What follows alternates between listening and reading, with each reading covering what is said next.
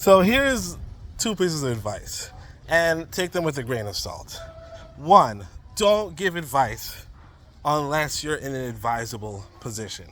And two, don't take advice unless someone is in an advisable position. Okay? Now, what does that mean? Right? That means one of two things. Okay? The first one is stop. One of the issues that I see in the Western world, and I was guilty of this in the Western world, was that we get irritated with people not taking our advice, right?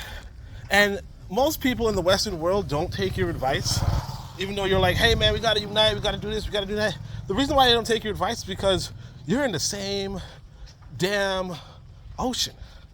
You're in the same ocean, drowning on the same water, and you're telling them, man, what you should do is you should hold hands. Stupid, you in the same damn water. You're not out of the water just because you think that we should unite, because you think we should hold hands, And the thing is this, you can't get nobody to hold hands with you. And they realize that when they, like if you could have gotten people to hold hands with you, they probably would have gotten people to hold hands with them. But they realize that you can't and they can't, so what you're saying is just noise. You see what I'm saying? You're just talking noise. And you might be self-righteous with it, and that's fine. That's okay. But because I'm guilty of this myself, right? Telling black people, yo man, we gotta do it, we gotta stick together, we gotta do this, we gotta do that. Sure. Oh man, black people, we gotta fix our image, we gotta stop saying the N-word, we gotta do. But you realize you in the ocean too. While you telling black people, hey man, stop using this word, they're using it. You're not stopping them. When you telling the movie, the Hollywood, hey man, stop making films with this and that and so forth. They making it, and they making bank, and people are watching it. Remember back when you were like, oh man, I don't want to see no slave movies, man. And then you gonna tell me later on, oh man, I remember that scene from, yeah, you watched it. If you're in the ocean too, you're not in an advisable position, and therefore, with the second one, the corollary, no one should really seriously take advice from you. Now, here's the thing. The advisable position in life is to be in Africa. But it's not just to be in Africa. You see what I'm saying? It's to generate wealth while in Africa. Okay? Generate wealth while in Africa. And so I'm a little guilty. That's why I don't even talk too much. Because I'm in Africa. And I have wealth. And I have wealth generating in America. Which is good. Which is, kind of a Band-Aid, but it's not real generating wealth in Africa. You understand? And of course, that's just, like I told you guys in the last podcast, or the last recording, that's just step 2 of 3, But the whole thing I'm saying is this. So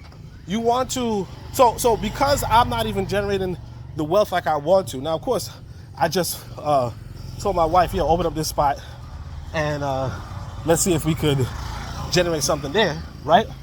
Because I told her to do that, I'm on my way towards that. But right now, I can't advise people to go to Africa and relocate if they can't generate wealth in Africa. And if I can't tell them how to generate wealth in Africa, they have no business listening to me. You understand? Because, like I said, I'm a little bit too blessed to be stressed. I'm a little lucky. You see what I'm saying? Like I'm going to go do some fine restaurant dining with my son, and it's all good. It's all Gucci. But not everybody gonna have that opportunity, so I can't tell people that. My point is this though, if you're not in an advisable position, that's what you really got to be working on. That's why I don't give advice. I don't give advice. Because I'm saying to myself, I got to keep working towards the advisable position. And then I can say, hey, look, man, this is how you could generate wealth while you abroad. Hey, man, this is how you could start a school while you abroad. Hey, man, this is how you could start a religious, spiritual institution while you abroad. Not sorry. Did I say abroad? While you at home. Okay? Because right now, if you're not in Africa, you abroad. Okay? We going by Garvey. But my point stands. Don't give advice until you're in an advisable position. And don't take advice from anybody who's not in an advisable position. You know, a long time ago, I pointed out, hey man, if you want singing lessons, you might say I'm the most, you might say I'm a brilliant guy. But if you want singing lessons, go to Beyonce. You know what I'm saying? If you want tennis lessons, go to Williams sisters. Right? You don't come to me. No matter how much you like me, because I'm not in an advisable position in the tennis or singing fields. Right? You know what I mean? If you want to drop a good, if you think your music is nice, sure, ask a musician. Don't ask me. Yeah, I think your music's alright. But I mean, I'm not a musician. So what I'm saying, right, in so many ways is get yourself, look at yourself, say, am I in an advisable position?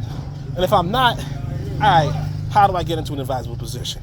Now you might say, okay, well, Oni, what's that got to do with your book? Right? What's that got to do with your book? My book gathers from people in advisable positions. I'll put it that way. Right? Sometimes you could go vicarious. And not just that, sometimes you just need to look into other things. You know? I would say take it with a grain of salt. Take everything with a grain of salt. Honestly. Work on your advisable position. But, if you are so inclined, obviously, go check out the book. Wanga Lifu. It's on Amazon. It's cheap. It's cheap in price, rich in quality. But that's about it. Shemi Motep, Uncle Johnson, Nab, Amen, my aunt, Dua, Nature.